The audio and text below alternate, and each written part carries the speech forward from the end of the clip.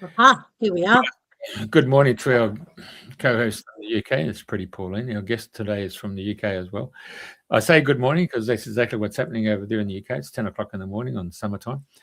We in Australia, of course, it's now gone past 7 o'clock on the East Coast, 5 o'clock in the West, and just gone past 9 o'clock at night for those over the ditch in New Zealand.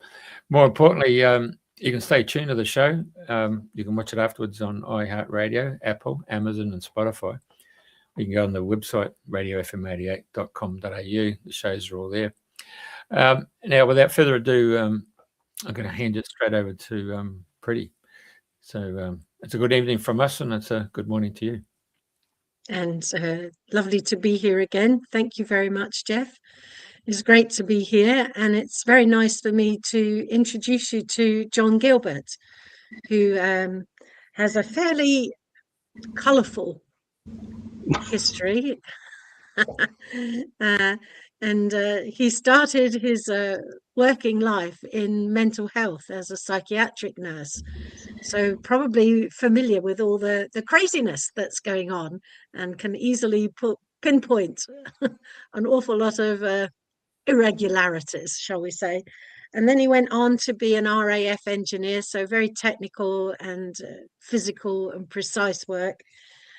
Some boat building he's done in the past, and maybe I think it would have been about 6 or 7 years ago that he and I first met, when it came to well, what shall I say,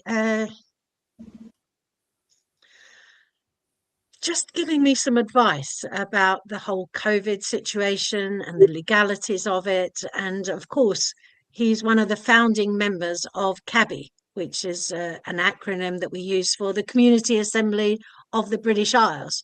So welcome, John. Thank you very much for joining us. You've got there it is. Yay! Community Assembly of the British Isles. Are you ready to make a difference? So, John, are you ready to make a difference?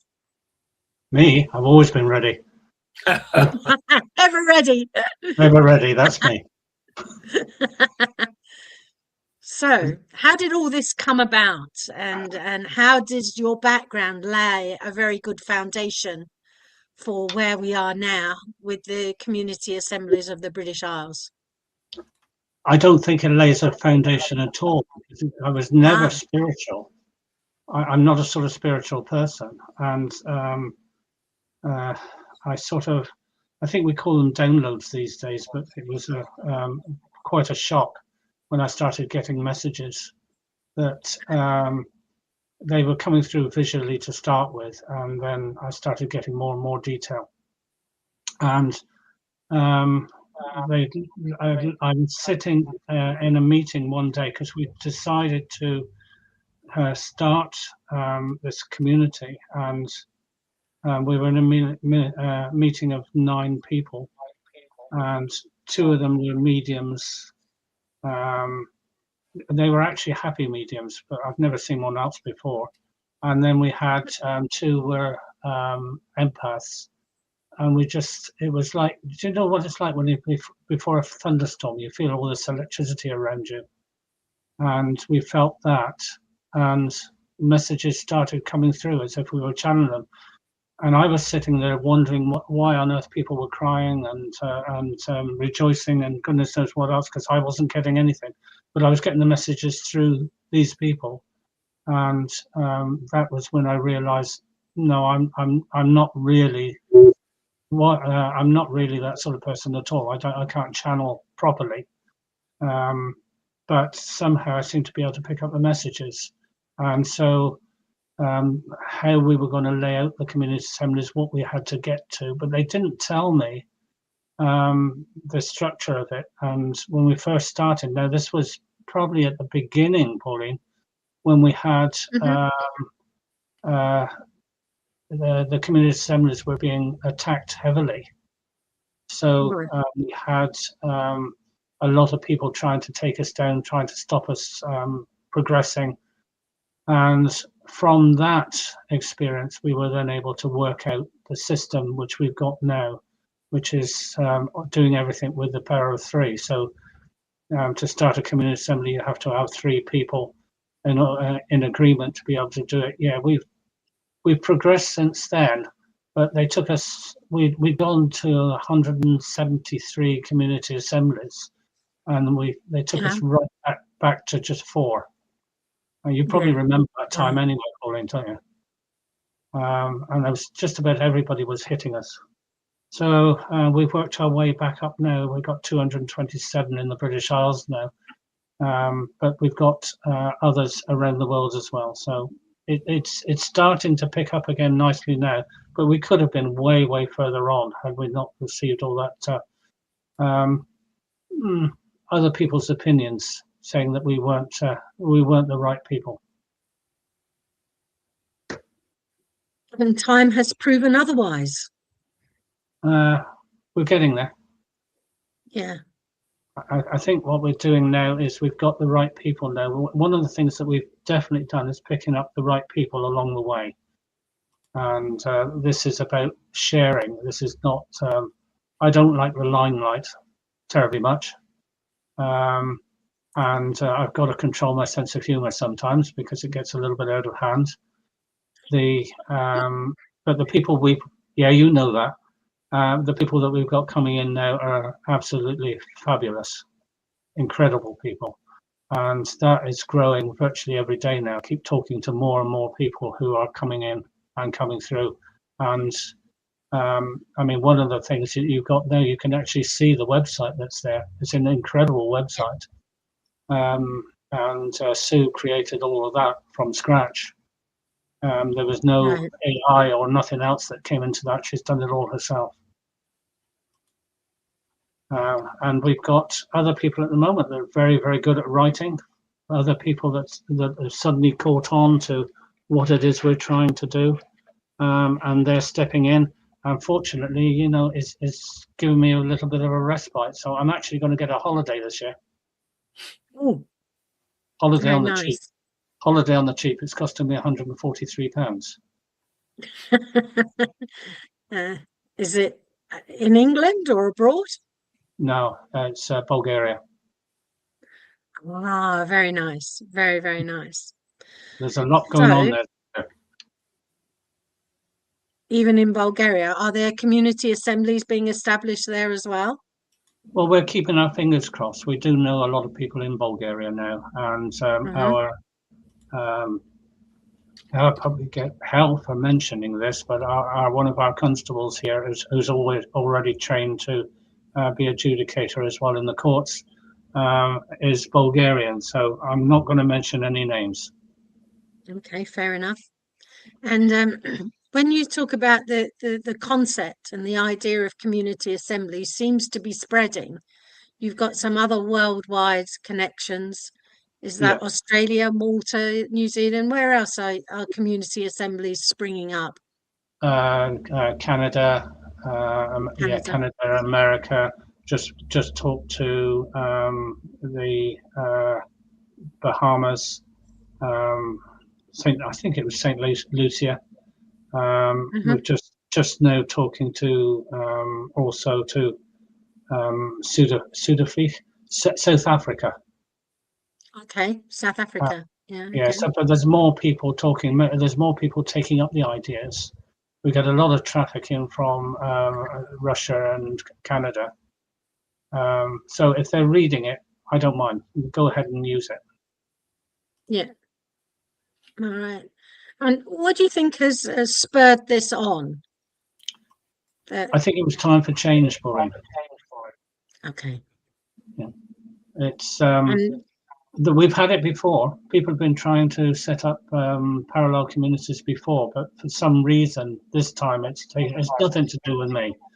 I just sit here and press the buttons. But there's a lot of people that are taking this up now, and it's really starting to wake up a lot of communities. I think it's give us another 6 months, and I honestly think that we are talking about a tsunami of interest. Right. If I may interrupt, haven't you guys got local council elections today? Oh yes, on Thursday. Yes, we do.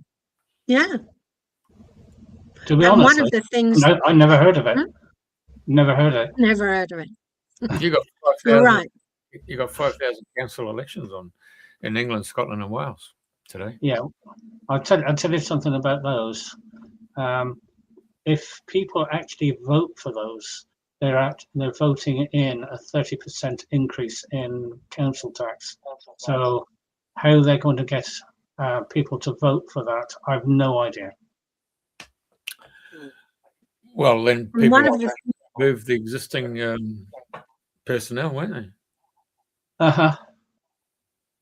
I mean, if you have a look at Italy and Damaha, that community over there, when they moved into that area and then people got attracted to it, they then got into local politics and got to the point that they now run the local council. Yeah, we're not into politics. We want to start something new. We're not interested in the system as it is or changing the system. When the system's broken, you might as well come up with something new and see if that works. So far, that is starting to work. So, yeah, I'd like to give the power back to the people. All right. Okay. And one of the things that you talked to me about some time ago was removing oneself from the electoral register. What was that all about? Right. What they're claiming is that legislation is law, but legislation is only law if it's consented to. How are they finding out whether people are consented to it? And it goes back to 1703. There was a case, Ashby versus White, in 1703, where they actually said, "Oh, have I got that there? Yes, I have. By the common law of England, every commoner hath a right not to be subjected to laws made without their consent." Now, that is all well and good, but a little bit later it actually says, and because laws made without their consent, and because it cannot be given by every individual man in person, by reason of number and confusion, therefore, that power is lodged in their representatives elected by them for that purpose. So if you take part in the electoral process, what you're actually doing is you're giving away or giving your consent to those people to act on your behalf. Well, that seems reasonable enough, but what you've done is you've actually given up the very thing which is yours by nature, which is the ability to resist laws which are not beneficial to you. So by taking yourself off the electoral register, you remove yourself from that process. And then what happens is that people who are trying to enforce legislation then have to prove that you consent to that as being law. Now, this is actually true in almost every country. So when you get rid of legislation and go back to law, everything becomes much simpler. They're creating legislation like nobody's business. And they really want people to believe that legislation is law. A silly thing, I know, because we're all subjected to it. There are such things as speeding fines. If you go above a certain speed, going through a certain area, which they've designated, you've got to drive at 20 miles an hour through this area. The problem there is that you get people that are so worried about their speed, they're not driving like this, they're driving like that. They're looking down at their speedometer and they're constantly following the speedometer. Now, at 20 miles an hour, you can travel very, very quickly. You can travel the length of 2 buildings.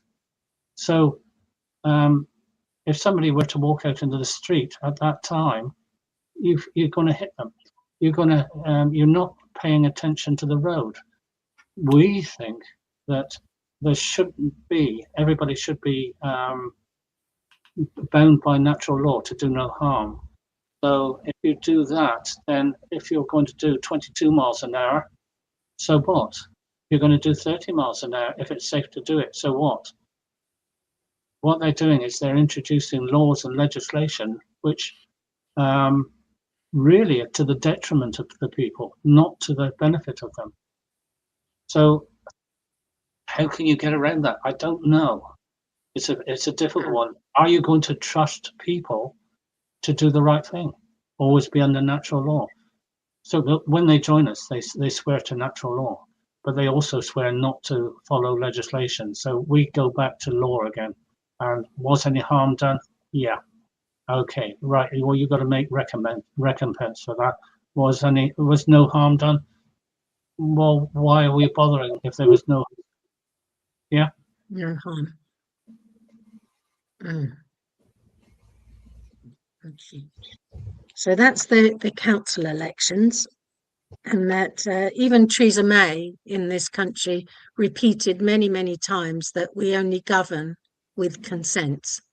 That's the whole of the Commonwealth. That's the whole of the Commonwealth. Yes. Yeah. Yeah, and that includes Australia as well. Yeah. Yeah, it's all by consent. We can't do anything other than by consent, and this is why the community assemblies are set up the way that they are. We are the member, the ordinary member, is the highest in the community assembly.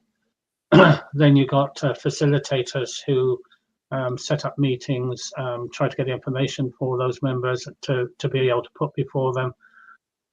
They are servants of the people, so they've come down a notch. And then we've got regional facilitators who come down lower still. They're the servants of the people. And then when you get to me, I'm lower than a pig's belly. I've got to ask for everything that I'm doing. I can't do any. I have to ask the members, what do you think? And it's putting the emphasis back where it's supposed to be, on the people themselves. We've got so used to not doing anything. Do you know, when we first started the voting system, we were lucky to get 17 to 20% of the people actually voting. And the last vote we had, it was 94%. People are starting to do it. Yeah, they're starting to realise that they have the ability, and it doesn't matter if I say, well, we should be doing this, and the membership say no. It doesn't matter to me. The wonderful thing to me is that they've actually voted. They've actually expressed their opinion, and that's what the voting system is all about. People are saying, "Oh, well, we shouldn't be doing voting." Yes, we should. Let's get people. Let's get people expressing their opinion and overall taking control of their lives. Okay, in the community assembly, if you look back at the website, there's quite considerable areas. It's quite a broad spectrum of aspects of people's lives that you're looking through. If we look at the top there, what have we got? I'll have to see it myself. You talk about the group directory, all the different things, the health initiative, the health directory, the trade directory, and different resources. So can you talk us a little bit through the framework of the community assemblies? Because here we've got law courts, peace services, and assembly hubs. To some people, this may be a brand new concept, even if you've been working with them for 8 years or more. Yeah, you've got to remember that Cornwall is a country, and now that's something perhaps many people don't even know that. Tell me about that so that we can tell everyone else. Yeah, not a lot of people know that. That came from a film, didn't it? Yeah, not a lot of people know that. Yeah.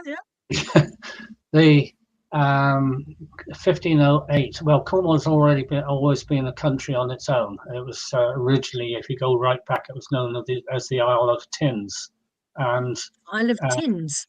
Sorry, Tin. And it's, I suppose you could have thought, really, with the Tamar there, and it's so wide that approaching it from one side, you would have thought it was an island. But the Cornish got a little bit fed up with the English in 1497, and we did a very naughty thing, because you cannot invade another country. So an awful lot of the Cornish invaded England, and they had to have the wrist slap for that. So we became a country in occupation and had to pay war reparations. Obviously, we didn't win; otherwise, things would have turned out differently. And war reparations, we had to raise an awful lot of money. Well, it would have been a lot of money back then. And that was done in 1508, when we could actually pay those war reparations off, and we became a country again. Now, the thing with that was that that agreement with Henry VII actually gave us a lot more power than we had previously. So it was recognized then we did not have to accept legislation from Westminster, for instance, unless what's known as the 24, it's the 24 representatives of Cornwall, unless those 24 actually voted for it and passed it. Now, we don't know of any legislation that was voted that way, but it's always a possibility that it did. But we know that from 1753 it couldn't possibly have happened because nothing's been put before the 24 from that date onwards. So it means that Cornwall has a unique position. Now, if you go back to 936 AD, there's something in that date, by the way, 936. 936 AD, Cornwall was very much bigger than it is now. It included Cornwall, Devon, Somerset, and Dorset, and actually it would have included Avon as well, almost certainly. So, and parts of Wiltshire. Now, that means that really there's historical precedence for setting up a community which of an indigenous people, because you know that all the people in that area are unique in many respects, and even you can hear, I'm definitely a West Country accent there, and they call it a West Country accent. So we registered an indigenous population within Cornwall, Devon, Somerset, and Dorset just over 2 years ago, and that has not been challenged in any way, and they had a year and a day to challenge it. Nobody ever did. So that now has been registered as an indigenous population. So we are allowed now to extend Cornwall into those areas, which means that we can do things like placing a jurisdiction within that area. So jurisdiction actually means that if you go back a long way now to Alfred the Great, a jurisdiction, if you put if as an area you can put 300 people together, as they say, shoulder to shoulder. In other words, you can feel 300 people who can help with the defense of the realm. So we now get certain privileges, and one of those is jurisdiction. We can claim our own jurisdiction. We can have our own constables. We can have our own courts. This sort of thing. So it does allow us certain things. So we've got now Devon, which is very, very close to having its own jurisdiction. It's maybe only a couple of weeks away from having enough people to have its own courts and have its own, well, they're not actually judges, we call them judicators, because the courts are actually run by, the courts are actually run by the people. It's the jury. You can have a jury between 13 people, and this between 13 and 22. That's not quite right, because it's always going to be an odd number. So it'd be 30, inclusive of 13 and 21 people to form the jury. So we're taking it all the way back to where it was before, and the court, the jury actually runs the whole court. The jury can stop, and it's sui juris as well, because the people come and represent themselves, and they are questioned by the jury, and they give their own accounts of what's happened. So it's a different system in a way, but it puts the power back to the people. There's no control over this again. So a adjudicator is only there to make sure that the people are following reasonable guidelines. They're not, the people are not getting bullied. Also, it's known as court owner, which is court of fairness. So if you've got someone who's not terribly eloquent, non-Cornish, I'm Cornish, I can speak for Cornwall, and if you've got somebody who's not terribly eloquent, the adjudicator can come in and help that person to put their point of view across, and then the jury can then come ask more questions. So the adjudicator has to be almost an arbitrator, and it's bringing back fairness into the courts. It's not saying you've got to do this or you've got to do that. It's saying, did you do any harm? Can you make amends? What would the person who's been harmed, what would they accept as being a reasonable settlement? I don't mean money. It could be that somebody's getting help. It doesn't need to be money. So all of this is starting to come about now, and Devon is about to hit that mark there. Somerset is working hard to get there. Dorset is pulling up their skirts and running with it. So as that comes into play, so then we're looking to other areas of the British Isles, because Yorkshire's an example of this. Why is it Yorkshire not counted as a country of its own? I mean, it's got 7.6 million people. Yeah. Scotland's 7.2, yet Scotland as a country is considered a country, and Yorkshire isn't. And Yorkshire's got a very unique people there as well. So we have to look at all these things. Yorkshire should be able to do the same and register itself as its own territory. So it will be maybe a whole new landscape, a whole new way of looking at the British Isles is what's on the cards from what you've said. Yes, give people their rights to do what they want to do, and it will even out. It will all even out. I control absolutely nothing. All I'm doing is collecting the information with other people, and we're putting it into that wonderful the website that we have there. It's overpowering almost in the amount of information that we've collected, and we've got an awful lot more as well. And a lot of historical documents have come our way as well. We've had a lot of people helping us. We've had a lot of people in the background helping us, but there are people now that are joining us who are well and truly on a path to putting the power back to the people again. Right. So history is really laying the foundations of living in a new way. Because is that because we've just deviated from it, or because there's just so much legislation no one could possibly be a law-abiding person anymore? No one can be, not with the amount of legislation. Legislation is a horror.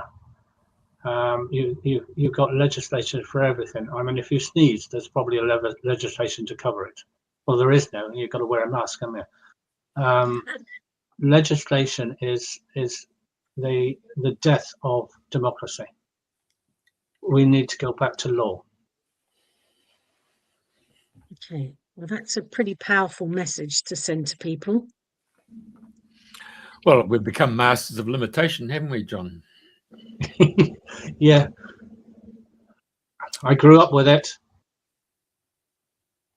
If we can find a way. The Aurora. Carry on, Jeff. Yeah, carry on. You go. The Aurora network. How does that runs alongside all the other networks that you've got going on? How did that come to pass? Because I'm so rubbish at trying to discern, the spiritual side of things. I needed people to help me do that. And yeah, we've got some very, very high, you would call them high frequency people, I think, but we've got some very, very knowledgeable and spiritual people, and we are founded on part of what we do. Well, half of what we do is spiritual anyway, and we need those people. So it was really a loose combination of people who could talk to each other in words that they can understand, or even talk to each other without words. We've got people who can communicate with without talking to each other. Definitely, it can happen. As experience, I've experienced it once myself, where two of us were talking and suddenly realized that she was talking for me, saying my words, and I was saying her words, and we just fell about laughing. It just seemed so incongruous. It just so ridiculous. But that's what it is. It's not. There's no joining the Aurora network. You just are a part of it. You fall into it. So people will work spiritually as well. We've done a thing called a letter to all, which is a lot of people overlook that one, but it lays out how our organisation works spiritually, and we send that out to every time we write to the council, every time we write to the police, we include that there as well, so that they know what we are about and what we're doing. So you are navigating and merging the spiritual and the physical and non-physical. Yes. Is that a fair assessment? That's absolutely spot on. It's better than I could put it, Pauline. It sounds like you're going back to the Druid days before the Romans invaded England. Yeah, it was, the Druids were actually a very spiritual, very kindly people. Things operated a little bit differently back then. And it's where the name Merlin came from as well. We think of Merlin as a bloke with a white beard that lived in a cave.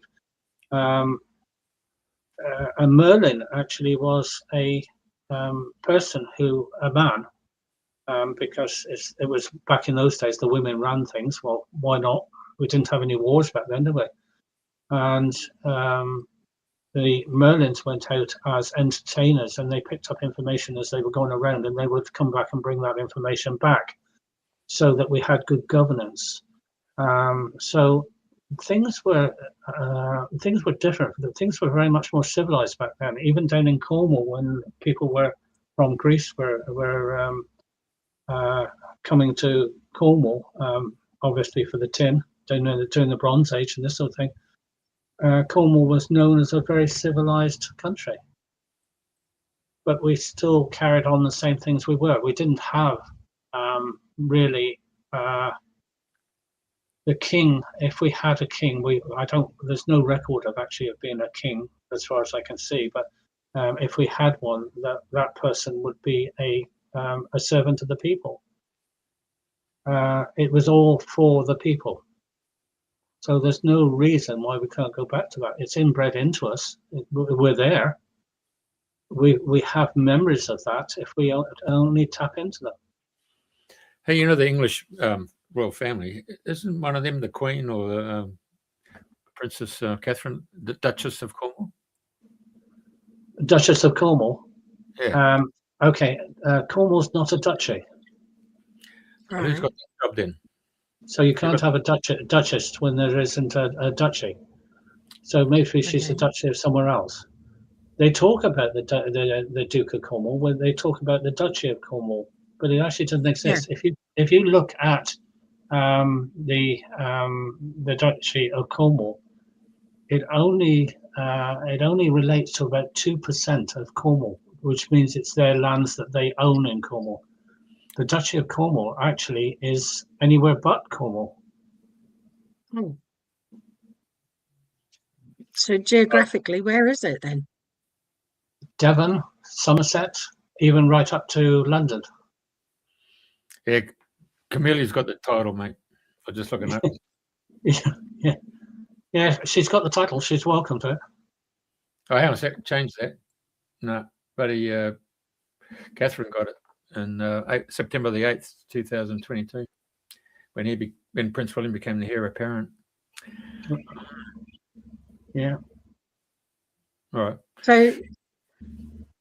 So there isn't a duchy and there isn't a monarchy looking over Cornwall. Is that right? We don't have one. No, we have a parliament, which is the Sunnery Parliament, and but there's a lot of deception been going on over the years that's persuading people that Cornwall is not a country. Where when I was a youngster, that was probably back in the Boer War, I had my grandfather telling me off one day because I called it a county. Oh. I got murder from that, and I never forgot that lesson. But we all knew back then. Everybody knew back then, and your grandfather would pass on the information to you from their knowledge. They would pass to their grandsons or grandchildren, and then you would always miss a generation, and then that would mean that you didn't dilute the information too much there. So you always pass it on and pass it down. So that's how information was passed along. There you go. Wow. There we go. The title is derived from the Duchy of Cornwall, established in 1337 by King Edward III. The Black Prince. In 1508, it was dismantled. Right. Okay, so you have to sort of move on. So they kept trying to take Cornwall over, and the Cornish can be a bit bloody minded. I'll accept that one. Yeah, I know a few Australians that would fit very well down here. Yeah, of course.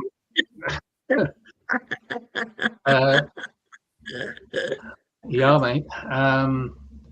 Yeah, do you know I had a sat nav, which was an Australian sat nav, and I got caught out so many times with the sat nav. I was going down a road one day and it said Chuckayui, mate, and I thought, I don't know of anywhere called Chuckayui. Where am I going to? Have I taken the wrong turn somewhere? It took me about half an hour to realise that what they were saying was take a U-turn, Chuckayui. That's right. Chuckayui. You got it. Very good, very good.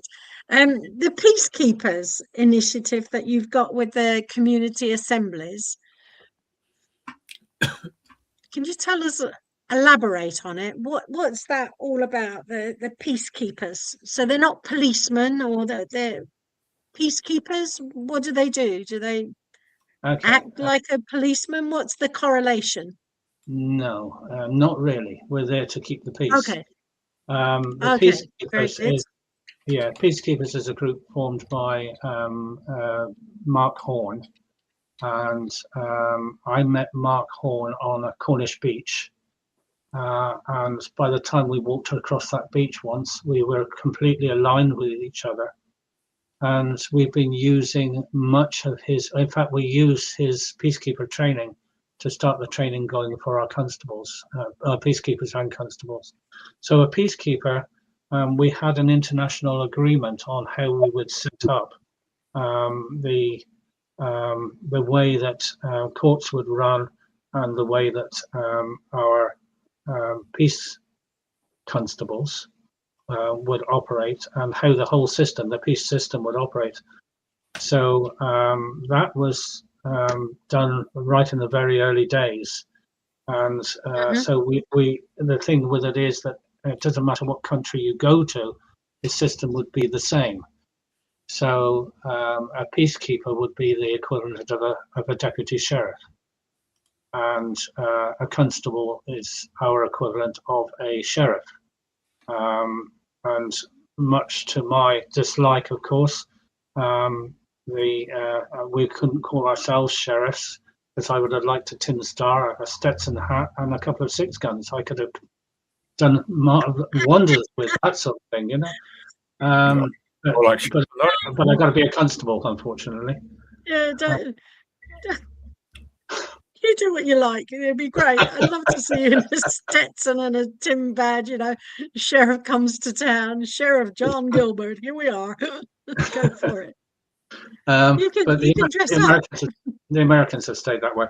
I did one day, and then I decided not to be a cowboy because there was cowboys and Indians, and it did say Indians. Everybody was going to cowboys, so I borrowed this. I borrowed my wife's bolero and the bolero top, and then we had she had a skirt which I cut down the side and a couple of flip flops, and I managed to get a feather from somewhere, so I went as an Indian and got best prize.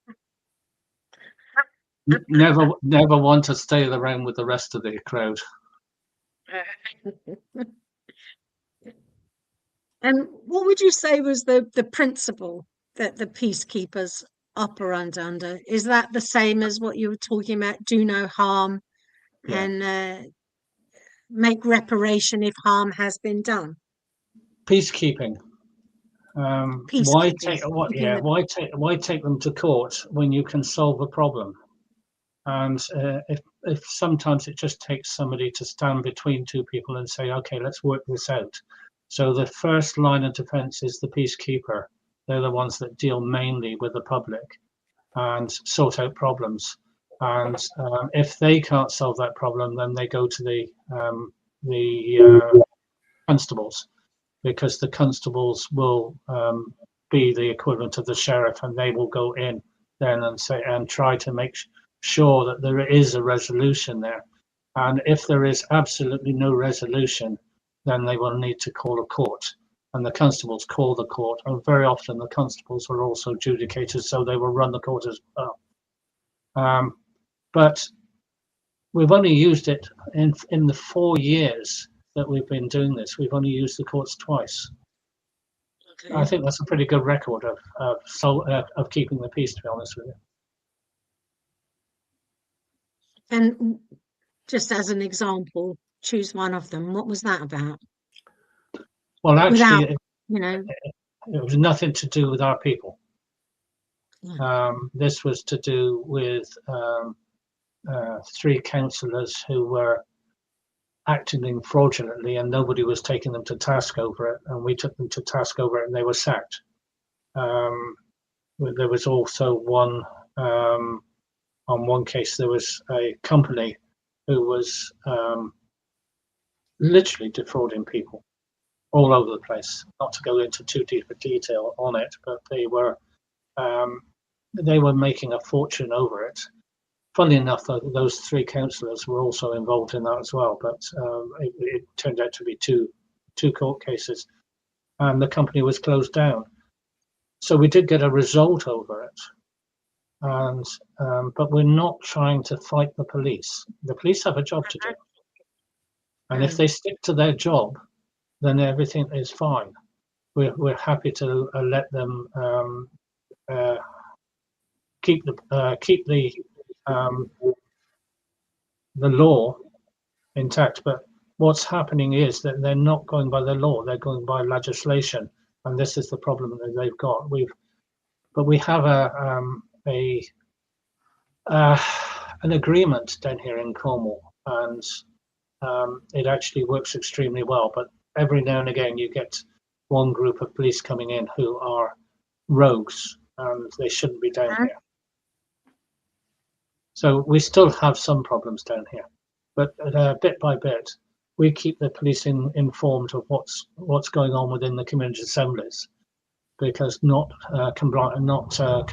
consenting to legislation, of course, there can be a little bit of conflict between the two. So by working together, no problems.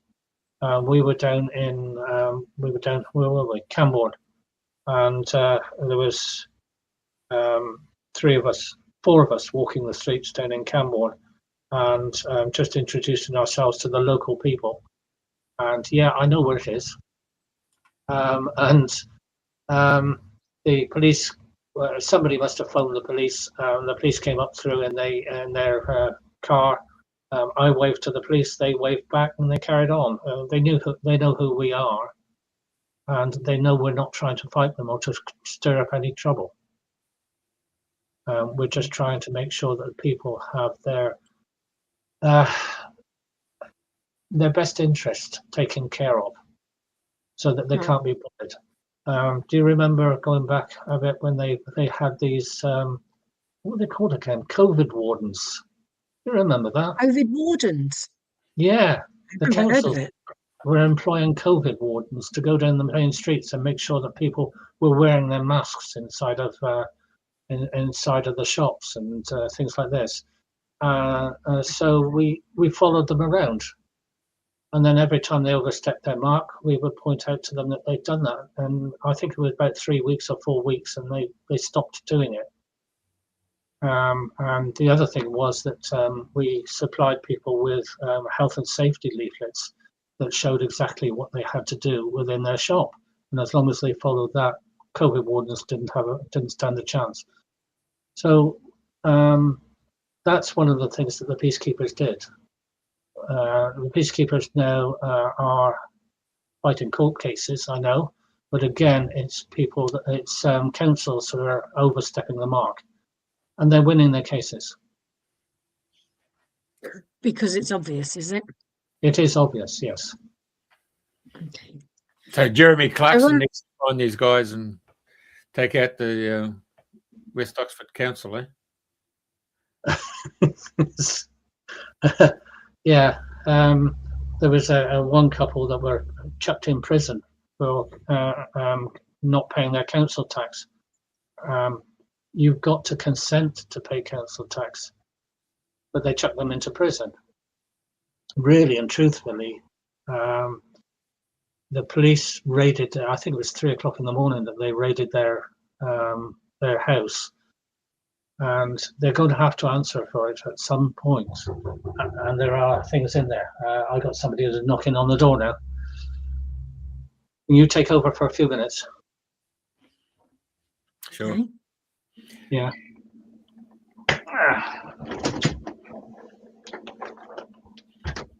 The benefits going live. Yeah. That is it, isn't it? Yeah. We can't stop people knocking on the door. Anyway, there's an awful lot to be said about the community assemblies and how they've come into existence. And they've come from history. They've come from things that were fair in the past, and that now we've just bombarded with so much legislation that you don't know if, I think the expression in engineering is, you don't know if you're punch drawn or countersunk, something to do with screws, but you're being screwed whatever it is. Right. So there is a lot to be said about the jurisdiction. I wanted to ask John about that he talks about how we can claim our local jurisdiction and build a future where Earth is truly home to all of us, free from constraints of the old system. So how do we claim our local jurisdiction? It seems that Cornwall is in a unique position to be able to claim it because of historical facts of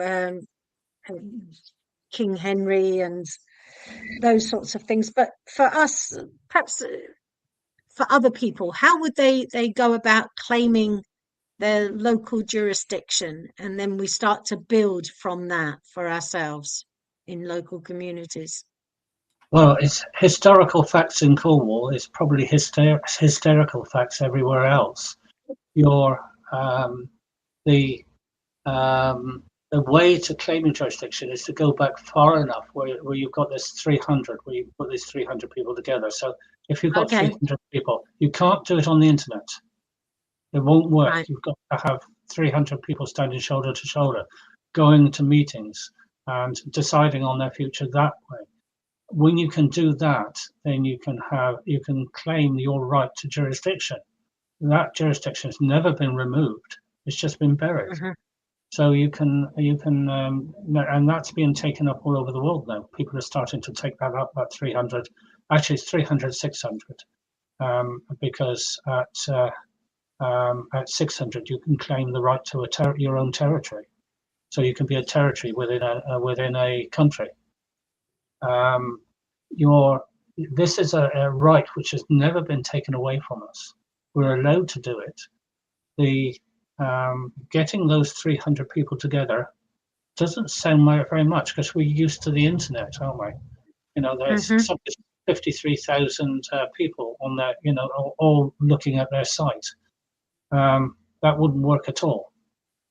We've got to have 300 people committed to running their community assemblies, running their local governance, combining their knowledge together. We've got a lot of people who are very, very talented people, incredibly talented people. When we talk about the meek shall inherit the earth, yeah, this is definitely, these people definitely deserve to inherit the earth, because they don't want anything for themselves. So getting 300 people like that is very difficult to do. It's not an easy task. Devon is 30 people off now. Right. Yeah, so they're very close to it. Somerset is working ways of doing it at the moment, and they are gradually growing that way. Dorset is coming on. Dorset is, there has been a group, there's been a sudden surge just recently, because there's been another group which has joined themselves into the assemblies in Dorset, and we've asked some of our facilitators to step down to allow their people to come in, so that we can form different groups. But there's these people that we're talking about now in the community assemblies, not me, these other people. There's no ego there whatsoever. They will always find a way around something, and I've got the greatest admiration for all of these people. They're doing wonderful work, and that's how they can claim their jurisdiction. Of course, they can claim it that way. They have to remember to leave their own jurisdiction. We've also got a trust which people can use as well, and that trust was put together by one bloke in Australia and a couple of blokes in New Zealand. So the Anzacs came together and they've produced a trust which is known as the Creator's Trust, because a settler or grantor, whatever you're going to call the chief trustee, is God. It's the Creator. Right. And there's evidence for it. I mean, they went right through the Bible and they picked out all the evidence for it, that God should be the grantor of every private trust. Now, it's been tried, it's been tested. Nobody really wants to challenge it. And it's something that we can give away, virtually give away. We ask for a £10 donation, that's it, for a private trust, and it's all done for people. So we can offer things like that. But I just want people to come in with their hearts open. And if they come in with their hearts open, that's different, because we've got the right people doing everything then. So if we have a mixture of people that just want things for themselves, no, that's not going to work for us. We've got to have people. You can't give anything away. I mean, if I try to give you money, it's going to come back in again. There's an expression down here in Cornwall that the tide don't go out but comes back in again. If you try to give things away, it always comes back to you in one way or another.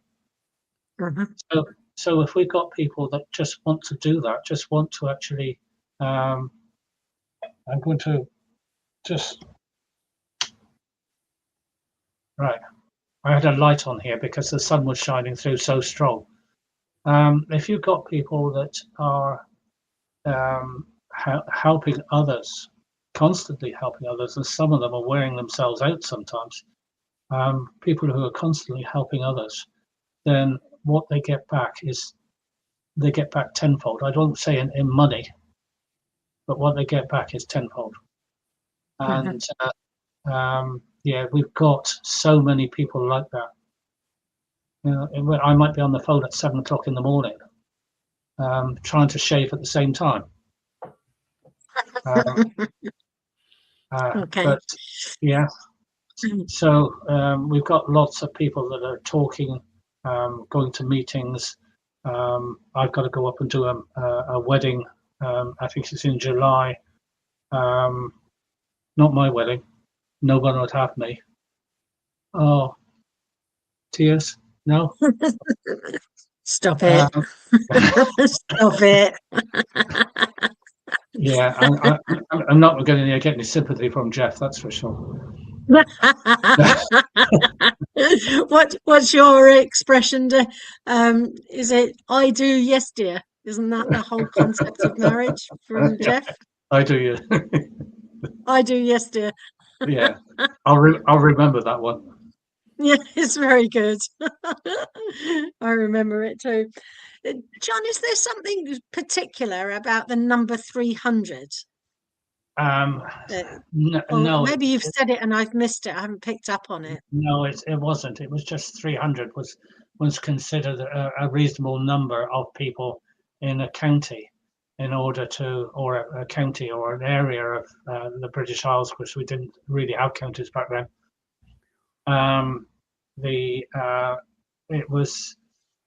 It made a reasonable small part of an army that, when put together with other areas of the British Isles, made a considerable difference to the standing army. So these were people who were going out. They were territorials.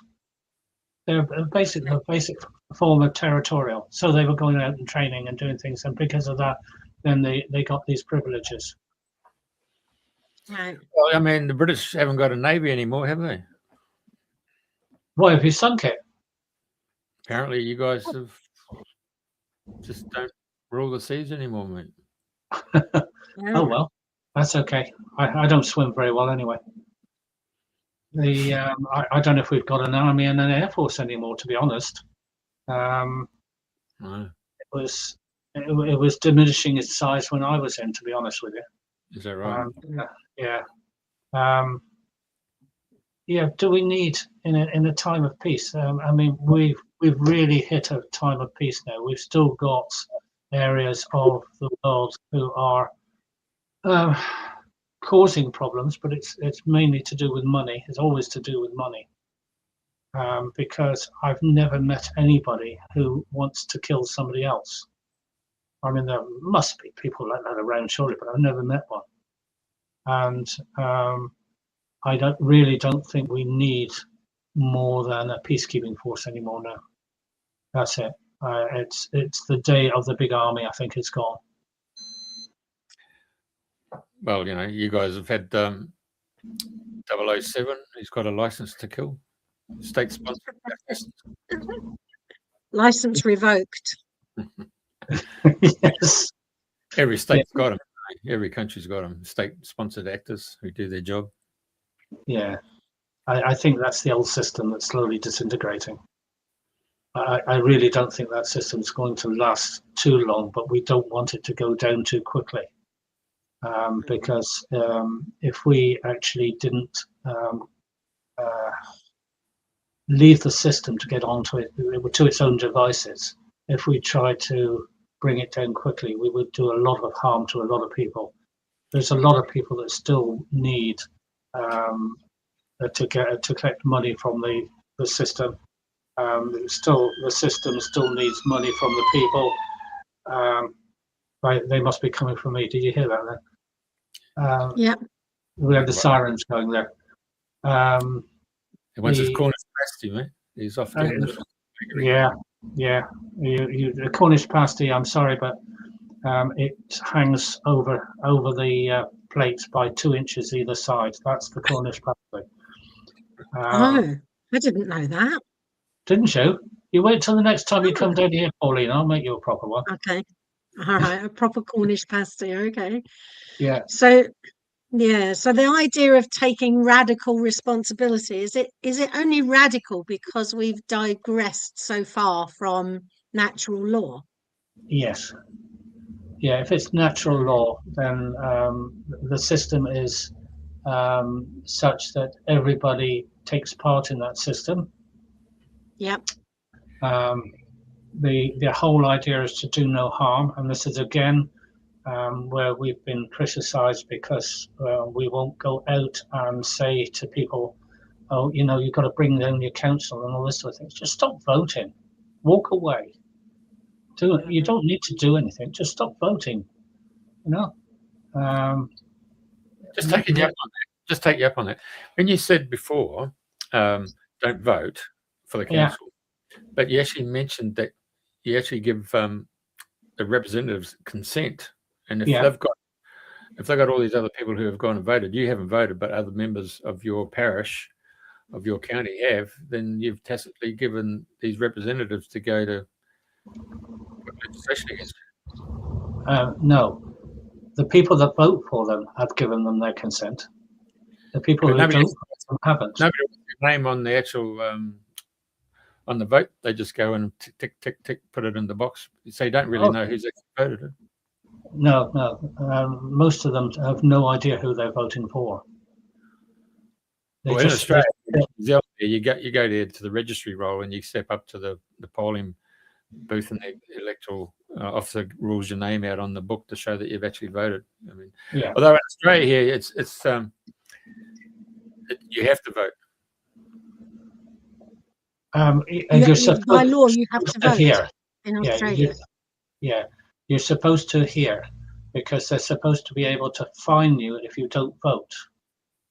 But there again, we don't vote, and we don't pay the fine either. Right. I mean, other people go and put Mickey Mouse and Donald Duck and other names on the voting form. Yeah. Tea leaf. Yeah, I know them all. Yeah, good. Now, just ask you a really left field question then. You know, the whole society that we've been born and bred to live in, and that's, you know, when you do lose a job, you know, you're going to get some remuneration there to keep you living in sustenance. You know, if you put money into the pot, by the time you retire, you're going to get a pension for that, and then you might get a housing flat if you got to a point where you're really, really flat out. But all of a sudden, in the last 12 to 15 years, England, Australia, and New Zealand, we've seen these large migration of so-called refugees or economic refugees coming into the country, and they've been given instant housing remuneration packages that the local person who's worked all their life, all of a sudden, and it's been eroded. Your whole concept of buddy working together as a community is now being quite entered out. It's been eroded. So how is that going in Cornwall? I mean, I've heard of the government going to hotels there in Cornwall and say we want to have these there to take it up and we'll pay you. And I've heard some of the hoteliers said, no, we're not taking them on because we've got our existing clientele who come here for holidays. Yeah. There's been a lot of resistance down here for that. Do you remember? Oh, well, you probably don't remember, but a few years ago they had the G7 conference down here. At the G7 conference, they brought thousands of police, armed police, and military down here to guard one hotel. What on earth were they doing? Do they trust us so little that they think that the whole of Cornwall is going to rise up and take out this one hotel? We resisted that as well, but we resisted it in a different way. The local people were taking pasties up to the soldiers and treating them to cream teas and things like this. It was very easy. I mean, they were still fat and full at the end of it. They couldn't move. So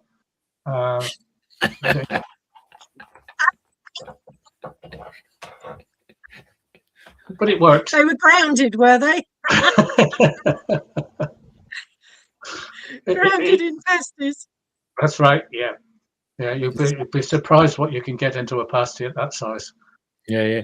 It's a shame they never sent the Glen Eagles Hotel down there in outside by Torquay, where the boys from John Cleese and Bill Oddie and Graham Chapman and all them, Michael Palin turned up at that hotel, which became the birthplace of Fawlty Towers. They should have put it. Oh, yes. Very British, very, very British. We don't really take much on down here, to be honest with you. We've got our own way of doing things, and it's just a matter of, at the moment, we're no different to anybody else in the British Isles. The whole of the British Isles used to be very much the same way at one time. You couldn't push them around, and yet for some reason now people are being pushed around. So it's just getting our mojo back again. Well, we've seen that with Jeremy Clarkson and his farm and what's going on there. I mean, it's shown right in front of everybody around the world how farmers, the lifeblood of any community, have just been segregated to the point that, I mean, in Australia here, a lot of farmers stop themselves off. Yeah. It's not a very pretty sight. And now the ones who actually create, they produce. That's the best thing. And when you start hammering the people who actually produce to the point that anybody who's got an academic sort of lifestyle who says, oh, you got to do that and do that, it's just terrible. It's terrible. But I have to say, there is some light in the end of the tunnel, mate. There's some light. Yeah. I've been working with Mr. Grok. That's Mr. Yes. AI Grok. Yeah. And of course, it's got a bit of a bent there towards engineering. You can ask a lot of engineering questions and stuff like that, electrical stuff. You can talk about nuclear power. You can talk about a lot of things. Most important subject. I brought up the subject that on my walk in the morning, I met a teacher. She teaches grade 12, which is probably your last year high school in your place. 16-year-olds. Yeah, exactly right. She failed 5 of her students on their paper because it was all AI driven. Yeah. I said, how did you know it was AI driven? Oh, we've got another software program that tells us it's AI driven. I said, is that right? So anyway, I took it to Grocky and I said, this is going to be interesting. People, if the kids are doing that, why do they have to go and do a university degree and spend 120,000 or whatever it is for a 4-year university? He said, you're right. He said, they can get their answers within 10 seconds. They don't have to go 4 years and do it. And so Grocky told me that the elimination of academic souls, and particularly in universities, is just going to be the gravitation pull. It's going to really pull from within, and they have to really think, and they have to be short-term courses. These really long STEM courses, photographers, musicians, anyone in promotion, marketing, and advertising, those jobs are all going to go. And it's going to be very quick with this AI. It's just unbelievable. Yeah. Wow. So once that class of public servants is taken out of the equation, we might get back to where you're coming from, John. And so, the universe provides another solution, and it's been growing from the roots up. So I take my hat off to you, John, and your group of spiritual people who have come together and networked and put this all together. It's just not the UK. We've got people in Australia and New Zealand who have met, who are really into it. Yeah. We have our own AI. Yeah. It's someone up there. He sits up there and looks down on us and makes sure that we do things right. It's definitely a man, is it? No, actually, no. It's neither male nor female. Androgynous. Fantastic. Yes. Yeah. So really what you're saying, Jeff, is that David Edelman was on the show some time back, and he has a very good definition of academic, of no practical value, of no practical use. So we're going to go back from what you're saying. If you take out all the thinking about things, the academics of it, we'll get back to grassroots. We'll get back to being practical, digging the land, doing practical things. Well, that's what AI said. And The jobs will yeah, be tradies, farmers. yeah, So even people involved in the medical fraternity, they can be robots. yeah, yeah. Because there's all this remedy does that X, Y, and Z, and it's an equation. 100%. You can see that on Star Trek with the bloody tricorders back in the 60s, to the point we have that in our little hands now with a bloody mobile phone with apps on it. Yeah. Yeah, we there go. was, So Back to the Future. Well, we're really there was one where a hologram was the Doctor, wasn't it? Yeah. Exactly. Hey, a couple of weeks ago, I went into Brisbane and I went to a holographic display of the Giza Plateau with the pyramids. And yeah, you went for 48 minutes and it cost about $1 a minute, but you put on the big full headset with surround sound system, and you have to sign all these waivers for bloody loss of balance, dizziness, just peripheral vision is completely different.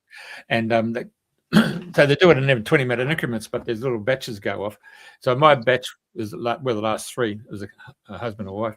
You put it on, they say, can you see the cohorts? You see them as a white ghost with a hula hoop around their waist, so you know that you're going to get close to them. And then when you come into a wall or a pillar, it's got like the concrete mesh, so it's like a mesh thing, and it's red, and it tells you you're coming close to it. And sure enough, you put it on, and then you step, and you got these little arrows, and you got footprints, and you go to the pliff, and then the holographic guide turns up. She starts giving you the educational tour of the pyramids, and then she asks you to turn right, so you walk, and you've got to go within the blue alignment. Next second, they vibrate, they levitate, they take you up to the 8th row of pyramids, and then you step inside, and then you go up through the great gallery on a vibrating slab, and then when you get to the king's chamber, she said, well, you got to shift yourself through to get into the king's chamber. So the husband and wife team, they're following the guide, crouching down and going under, and I'm thinking, that's a good, it's just a hologram, you walk straight through. Anyway, I tell you, it is the most impressive. I am telling you now, it is the most impressive. 360 degrees, you see the whole perspective. Takes you up onto the top of the pyramid. You can see the desert, you can see the Nile, you can see the whole Cairo, you can see the other. It is a fantastic educational. If it ever comes out to the UK, I'm seriously recommending as an education tool. It's just unbelievable. And you come back out and you get a tap on the shoulder, and you've got to, well, what's going on here? Because you haven't seen that person, because they haven't got a headset on. It's the actual person saying you're finished now, you can take the headset off. And as you walk away, you think, Christ, are we in a bloody simulation as well? Are we living in a simulation? It's real. Does your head in, mate? I tell you. Anyway, sounds like fun. I digress, but I had listened to John, so I'm just saying. Very good digression. A simulation within a simulation. Yeah, well, that's in Leonardo DiCaprio, isn't it? In Inception, they went through 4 different dream states to get the guy a message from. So when he come into the waking world, he would change his tune on a certain project. But we're talking about AI and the effects it's going to have on our communities, both local and countrywide and globally. So I think John is at the cusp of engineering the fact that when it decays and it's going to self-implode, it's going to go into a black hole. There's going to be a lot of people who are going to be in the legal fraternity. You name every sub-industry is going to be really taken out, and it has to be coming back to the land. It's really where it's heading. Back to the land. Or back to something practical anyway. AI isn't going to be all that it's made out to be. There is a problem in that AI is originally programmed by people, and those people knew that they were going to be made redundant, So there's an awful lot of AI programming that should never have been in there, but they messed it up something rotten. And so what they've done now is they're fixing AI by using AI. Yeah, that's right. And all the mistakes are in there, and they're getting doubled up on there. So they have a little bit of a problem. Aye. But I have to tell you, when I spoke to Grok about that, I said, on the very subject you spoke about, John, I said, this reminds me of Arthur C. Clarke's 2001 Space Odyssey. Yeah. Where nefarious undermined people put a piece of coding into HAL 9000, you know. So, you know, it caused that major problem with the that particular product going out to Jupiter. So there's a lot to be said there, John. But watch the space. Yeah, if everything is done in fairness and everything is done as according to the natural law or God's law, then we would be all right. We wouldn't have a problem. And an example of that one was when we were talking about the farmers earlier on, and there was a government department that came along to somebody's farm, and they were going to close this farm down because they were using they weren't using human fertilizer. They were using cow dung on the farm, and that was not allowed according to their rule books. And the police accompanied these people to close this farm down. And I talked to the policeman, and I said no, and I told them that the people that they're talking to at the moment don't consent to legislation, and therefore they have no way of following legislation because it's not part of their system. And I spent about 20 minutes talking to this constable, and he got it every way possible. And he escorted this government department off this bloke's land. There's good people out there in the police as well. There's good people all over the place who are helping people to live their life as they should do. And they understand. So, you know, it's putting everybody into one category and say all these people are bad. No, they're not. We've got to look for the good in people as well. So he probably understood the fact of consent. And he did. Yes. Understood that. Yeah. Yeah. In fact, and that's critical. Yeah, we've got police now joining community assemblies. So this is where this cooperation can overlap. And if the police actually understood everything that we're doing, they wouldn't have any objection to it. So I think we're taking on people now who are who understand what we're trying to do and what we're trying to do, what we're going to do. I don't think it can be stopped. What's happening now is the amount of people we're talking to. It's like a tsunami. I mean, I get up in the mornings and I've got to get up at about, if I want to be able to get through my ablutions, I've got to be able to get up at 6 o'clock. I probably haven't been into bed until 1 o'clock. It's a lot of work to do, but I've now got so many people that are doing the same thing that we're now having morning conferences at about 7 o'clock in the morning. Right. Well, good to. So there is a coming together and a movement that is really fantastic, unparalleled or parallel to what's going on. Yeah. So there is a parallel society, quietly, unobtrusively, just getting on with it. Yeah. And building. I made a leaflet. I think this was again about the time that you came into it, Pauline. It was, and the leaflet I was handing out was called the Quiet Revolution. Yes. Okay. It doesn't need to be anything other than just say no.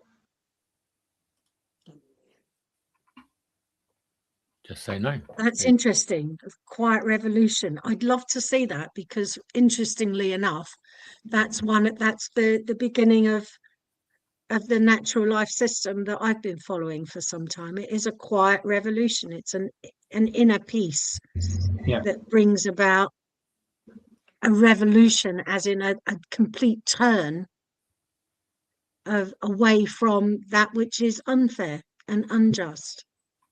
our mind, we have so much power in our mind. We just need to let it go.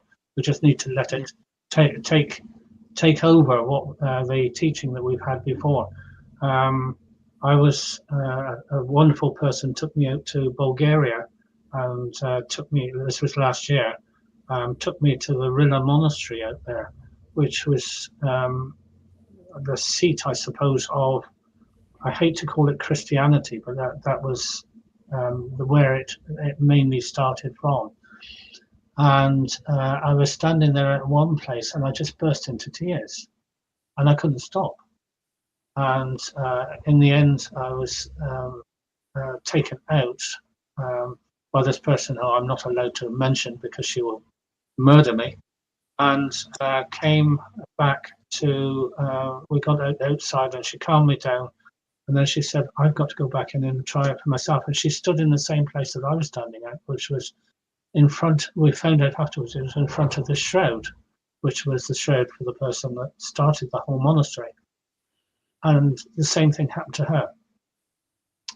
And the wonderful thing about it was that afterwards, I have a terrible fear of heights. I can't go anywhere near the edge of a cliff. Honestly, my legs just give way. I hate flying, not because of that, but because I don't like being shut in.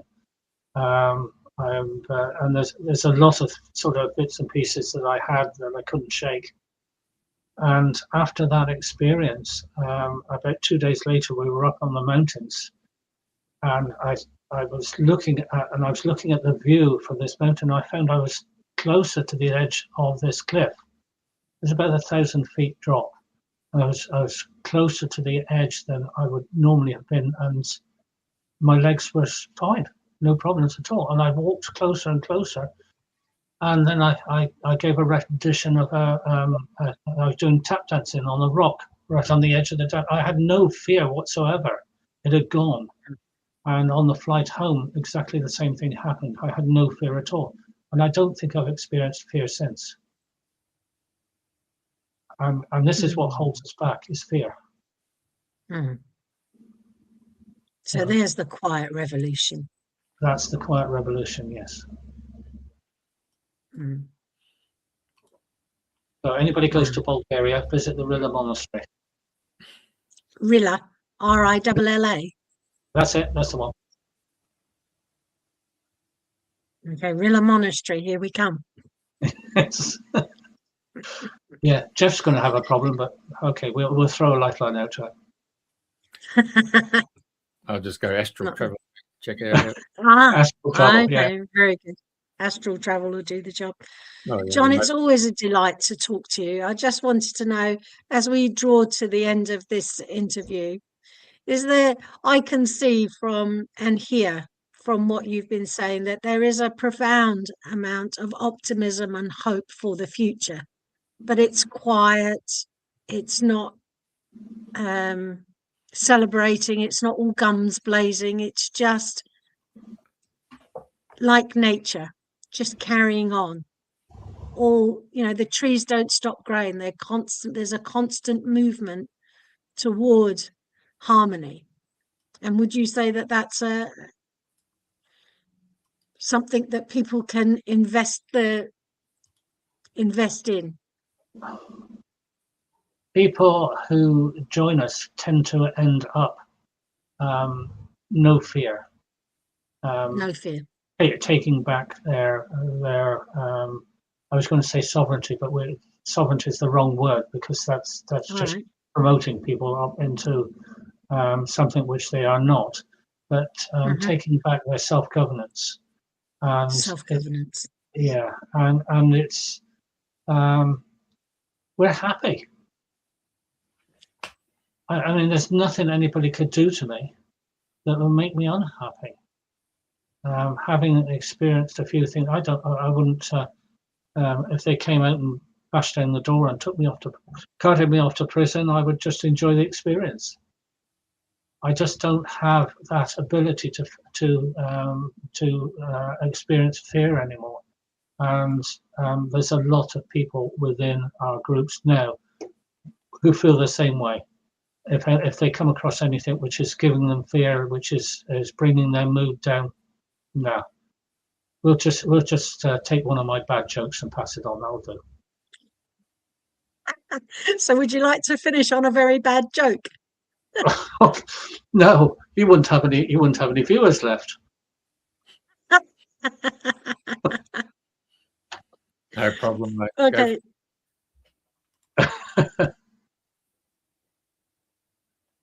Is that it? Okay. No? Is that the joke? No.